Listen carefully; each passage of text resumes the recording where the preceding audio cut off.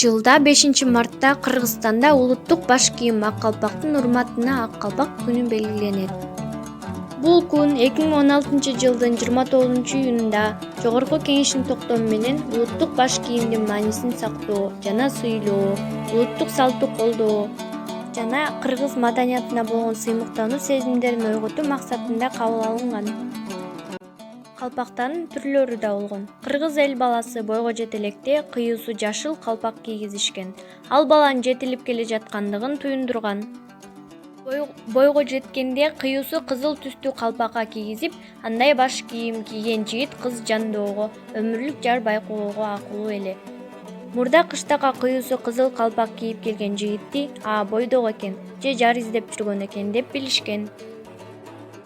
Эр жигит кыз алып турмуш улаганда, үйлүү жайлуу болгондо кыюусу кара калпак башынан түшкөн эмес. Андай калпакты мурда кыз жак даярдап, күйөө балага беришкен. Эр жигиттин кадыры көтөрүлүп, калк башында тууруга күчү жетсе, мындай жигит ак калпак кийген. Калпагына карап жигитти төргө карай өткөрүшкөн. Манаптар айыл башы деги эле бийликте турган адамдар жөнөкөй элден айырмаланып, төбөсү шыңшайган калпак кийген. Мындай калпактар бакай калпак деп атталган.